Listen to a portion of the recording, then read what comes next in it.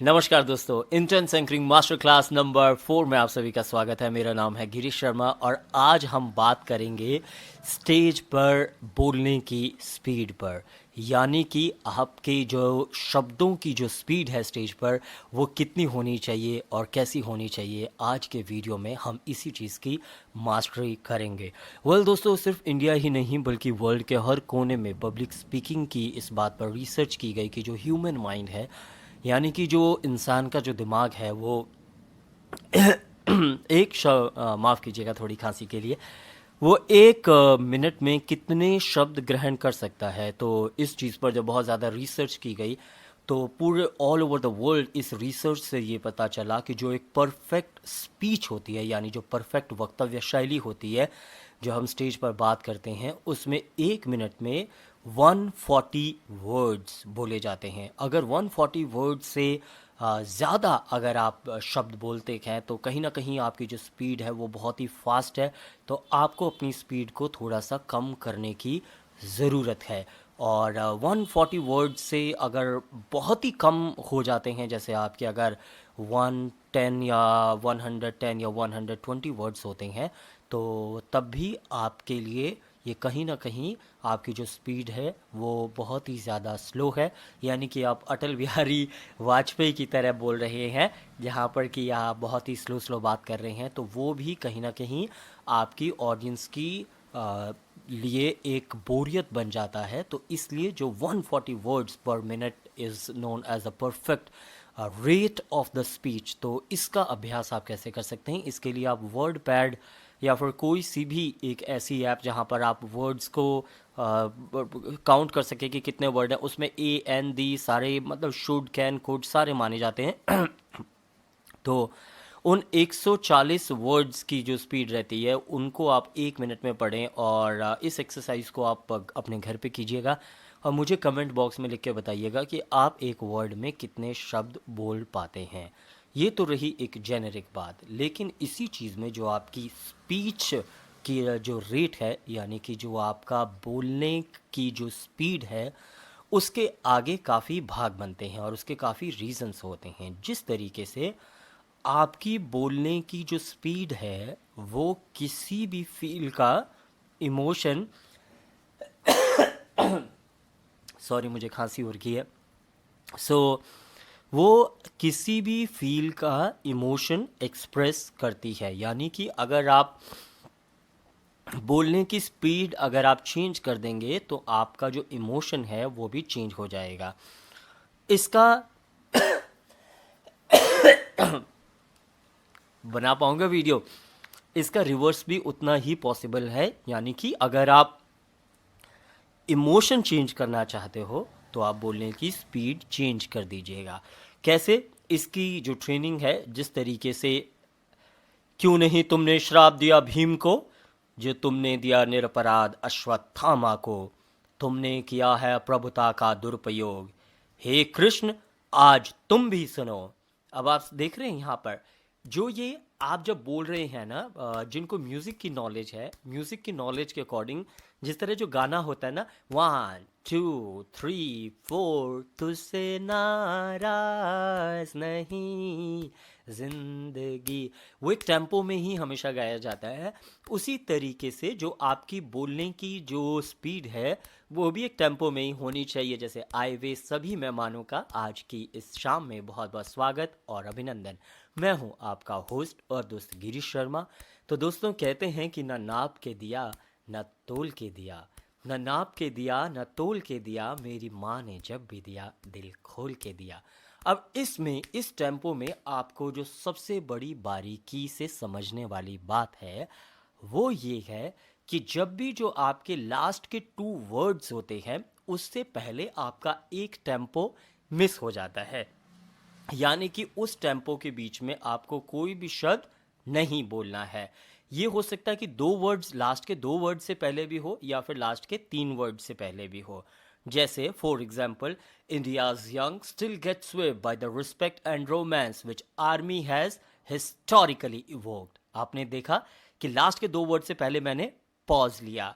Why there is shortfall of thousands of officers in Indian Army, and do we the people respect and value of our soldiers और is it more rhetoric? Last के 2 या 3 word से पहले और कभी कभी last के 1 word से पहले आपको एक ताल को मिस करना होता है। अब आप न्यूज़ चैनल खोलिएगा या आप किसी भी इंग्लिश के या हिंदी के कहीं के भी न्यूज़ चैनल को खोलिएगा या आप किसी की भी स्पीच को देखिएगा, आप इस चीज़ को नोटिस करेंगे कि जब भी कोई पब्लिक स्पीकिंग या फिर टेलीविज़न स्पीकिंग की जाती है तो उसमें लास्ट के 2 वर्ड से पहले एम्फेसिस लिया जाता है, 2 या 3 वर्ड से पहले। अभी जो मैं आपसे भी बातचीत कर रहा हूँ, आप इसको ज़रा ध्यान से सुनेंगे तो आपको भी इस चीज़ का पता चलेगा कि जैसे ही मैं जिस समय बात कर रहा हूँ उसमें लास्ट के 2 वर्ड से पहले मैं थोड़ा सा पॉज ले रहा हूँ, थोड़ा सा पॉज ले रहा हूँ। ठीक है, लास्ट के 2 या 3 वर्ड से पहले हम एक जगह पॉज लेते हैं। अभी तक इस वीडियो में जो आपने सीखा वो ये चीज़ कि आपकी जो बोलने की स्पीड होनी चाहिए वो 140 वर्ड्स पर मिनट की होनी चाहिए, जिसकी आपको एक्सरसाइज करनी पड़ेगी। दूसरी चीज़ जो आपने सीखी वो ये कि आपकी जो स्पीड है वो इमोशंस को एक्सप्रेस करती है। जैसे ही आप अपनी स्पीड चेंज करेंगे तो आपके इमोशंस भी चेंज हो जाएंगे। इसका उल्टा भी उतना ही सच है कि इमोशंस चेंज करने के लिए आपको अपने बोलने की जो स्पीड है वो चेंज करनी होगी। इसके ऊपर भी डिटेल में अभी वीडियो में आगे बात करेंगे। और तीसरी जो चीज़ होती है कि जब भी जिस तरह एक गाना एक टेम्पो में गाया जाता है, 1 2 3 4, 1 2, ता थई दिग दिग थई, ता थई दिग दिग थई, उसी तरीके से जो अच्छी स्पीच भी होती है वो भी एक टेम्पो में ही बोली जाती है, एक रिदम के साथ ही बोली जाती है। जब हम एक रिदम के साथ बोलते हैं तो वो कहीं ना कहीं ऑडियंस को और ज़्यादा आकर्षित करती है। और उनमें एक तरह से, क्योंकि जिस तरह हम गाने को सुनते हैं तो पैसिवली भी हम गाना सुनते जाते हैं, हम दूसरा काम भी करने पे लगे हुए, लेकिन we are liking that rhythm, we are liking that song. Same way आप जब पब्लिक स्पीकिंग कर रहे हैं तो कहीं ना कहीं लोगों के बीच में अगर आप उस रिदम में बात करते हैं तो लोग आपको ज़्यादा देर तक आपको सुन सकते हैं। अब बात आती है आगे, जो पब्लिक स्पीकिंग में जो स्पीच की जो स्पीड है उसका सबसे बड़ा इंपॉर्टेंट हिस्सा होता है एम्फेसिस ऑन वर्ड्स। यानी कि वैसे आप अंग्रेज़ी भाषा में अगर देखेंगे तो अंग्रेज़ी तो पूरी की पूरी जो भाषा है वो एम्फेसिस ऑन वर्ड्स में ही बनी हुई है। जैसे कि फॉर एग्जांपल, जैसे हम बोलते हैं मैंने एकेडमिक ईयर है मेरा, वो एकेडमिक ईयर नहीं हो, एकेडमिक ईयर है, this is my academic D में एम्फेसिस है। उसी तरीके से ये तो हुआ वर्ड में किस पर्टिकुलर लेटर पर आपको एम्फेसिस करना है। उसी तरीके से जब हम एक सेंटेंस बोलते हैं तो उस सेंटेंस में भी एक सेंटेंस में या 2 या 3 पर्टिकुलर ऐसे शब्द आते हैं जिस पर आपको एक सेंटेंस में एम्फेसिस देना होता है। अगर आपके एम्फेसिस को हिंदी में अगर बोलना चाहें, यानी कि आपको उस पर ज़्यादा जोर देना है, ज़्यादा जोर दे करके उस चीज़ पर, या ज़्यादा दबाव दे करके उस चीज़ पर, या ज़्यादा एम्फेसिस का प्रॉपर वर्ड क्या होगा हिंदी का, मुझे कमेंट में लिख के बताना। तो ज़्यादा एम्फेसिस दे के आपको वो वाली बात बोलनी होगी। और एम्फेसिस किन वर्ड्स में हम जनरली देते हैं?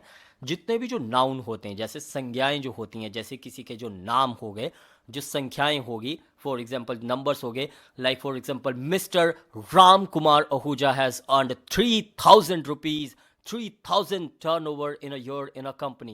तो 3000 of Mr. Ram Kumar Mukherjee, या फिर the Vodafone is one of the India's #1 company in the world for the telephonic। ठीक है, या जो भी आपको बोला, तो नंबर 1 और वोडाफोन, जो भी संज्ञाएं हैं, जो भी नाउन है, किसी के जो नाम हो गए, तो उस पर हमेशा ही हमें एम्फेसिस देना पड़ता है। अब इसकी जो एक्सरसाइज मैं आपको इस वीडियो में बताने वाला हूँ वो आप कीजिएगा।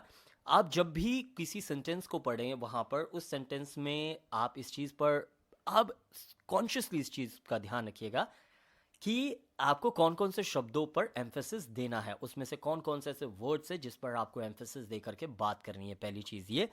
दूसरी चीज़, जब भी आप पढ़ें तो आपको इस चीज़ का ध्यान रखना है कि जो आपका जो पॉज है वो लास्ट के 2 या 3 वर्ड से पहले आना चाहिए। जैसे मैंने बोला, लास्ट के 2 या 3 वर्ड से पहले आना चाहिए।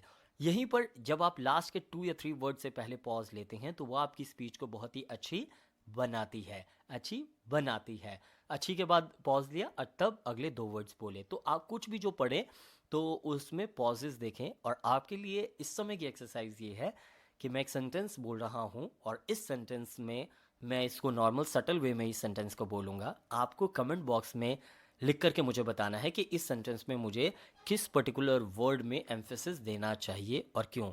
अगर मैं पढ़ाई करता तो पास हो जाता। एक बार फिर से मैं आपके सामने सेंटेंस बोल रहा हूँ। अगर मैं पढ़ाई करता तो पास हो जाता। एक बार फिर से, अगर मैं पढ़ाई करता तो पास हो जाता। अब मैंने इस सेंटेंस में किसी भी वर्ड पे एम्फेसिस नहीं दिया है। आप कमेंट बॉक्स में मुझे लिख करके बताइएगा कि किस वर्ड में मुझे एम्फेसिस देना चाहिए। दोस्तों, अब मैंने जिस चीज़ की बात की थी कि किस तरीके से कि मैं इस वीडियो के आगे आपको बताऊंगा कि इमोशंस का और स्पीड का कितना बड़ा कनेक्शन है। जो भी आप बोल रहे हैं, जो भी आपका इमोशन है, उसके साथ आपकी बोलने की जो स्पीड है वो चेंज हो जाती है। जैसे कि फॉर एग्जांपल आप ह्यूमर की बात अगर करते तो ह्यूमर में हमेशा ही बहुत ही सुपर फास्ट चलता है और फिर एकदम से बहुत ही आपकी जो सरप्राइज लाइन होती है उससे पहले बहुत ही धीरे चलता है। जी हाँ, मैं उसके घर गया था, वहाँ पर वो मुझे बोली कि टमाटर टमाटर। मैंने कहा भाई टमाटर किस बात का। तो ह्यूमर की जब आप बात करते हैं तो उसमें आपको कभी कभी तो बहुत ही फर्राटेदार बात करनी होती है। जी हाँ, इन्होंने अत्याचार किया, दुराचार किया, प्यार किया, मेरे को क्या पता इन्होंने क्या क्या किया है।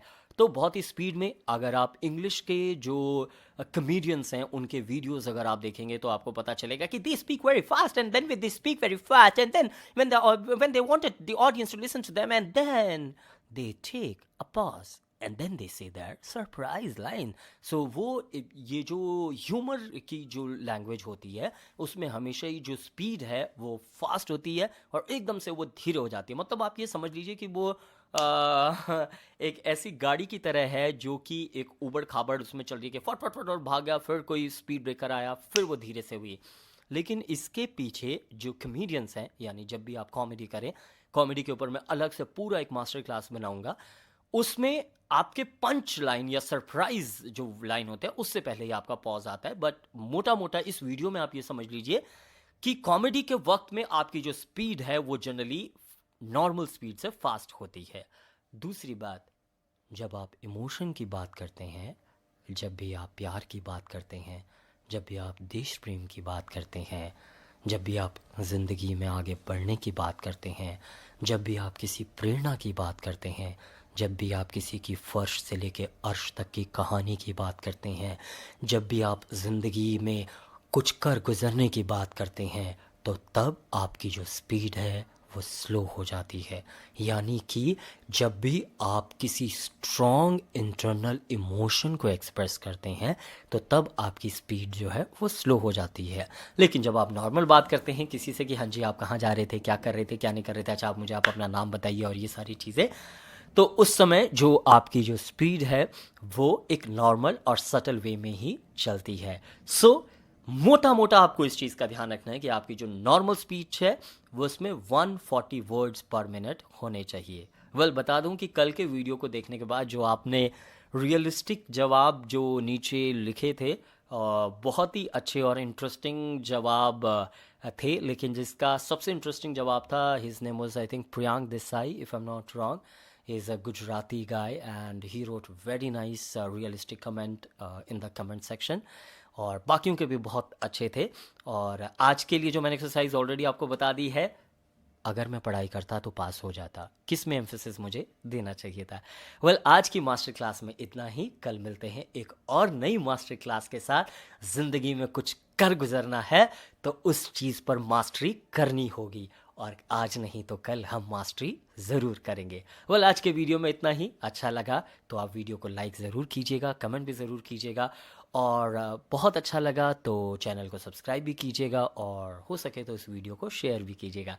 Thank you for watching. नमस्कार।